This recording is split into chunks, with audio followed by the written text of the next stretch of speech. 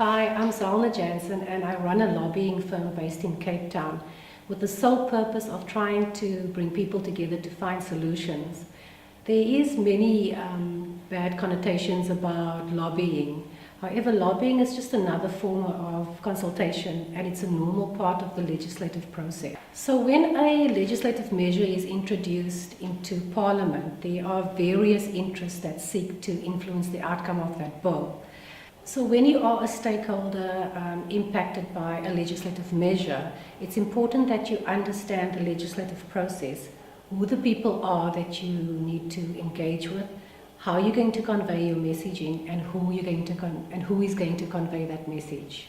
For example, if you look at the news this past week, News 24 published a letter from the Minister of Health, Dr. Aaron Motsoaledi. He was talking about the National Health Insurance. He reminds us that the National Development Plan supports a system of universal health coverage. Universal health coverage is when funds are pooled so that health services are provided for people from all socioeconomic backgrounds.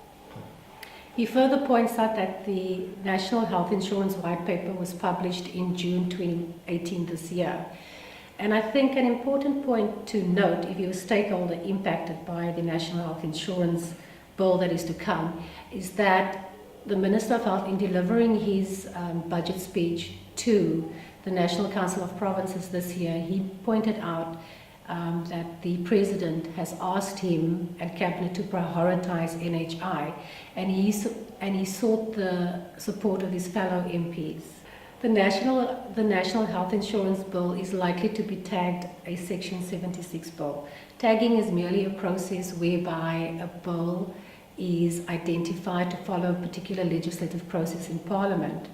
A Section 76 bill means that both the National Assembly and the National Council of Provinces will have a final say in the outcome of that bill. This means that such a bill will require more time for it to be finalized, as both the NA and the NCOP will have to have consensus as to how that bill looks at the end. Stakeholder impacted by the National Health Insurance Bill will have to take into account that next year there's general elections, so the term for Parliament in which to finalize the 76 bill may be short. However, the bill could still be finalized before Parliament closes next year. Okay, given that the bill is prioritized and this is a crucial deliverable for the ruling party, I would advise stakeholders impacted by this bill to already start preparations for engagement. Given that the bill is prioritized, it's important that stakeholders impacted by the NHI bill already start preparations for engagement with politicians. They should be proactive in their engagement and not wait for the bill to be tabled in Parliament. They should already start proactively engaging and educating the key stakeholders, key political figures. This will ensure that their interests are taken into account and that they get the best outcome for themselves on the bill. This could be whether they support the bill or if they are against the bill. Written an opinion editorial on the National Health Insurance and the likely legislative process that it has to follow, and that is available on my website under the blog section. Okay.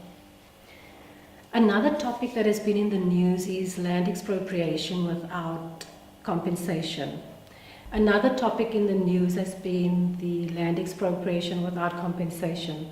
Parliament's Constitutional Review Committee has been going throughout the country holding public hearings on this very issue, whether Section 25 of the Constitution should be amended to make provision for land expropriation without compensation.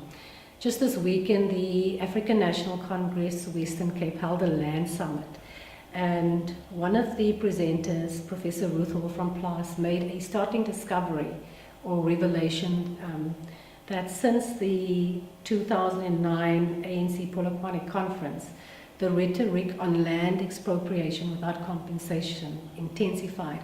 However, land distribution itself decreased.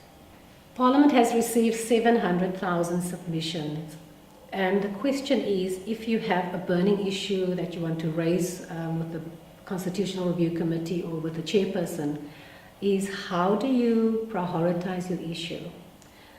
Again, it's going to come down to identifying key stakeholders, meeting with them, engaging with them, and then finding ways to prioritize your issue.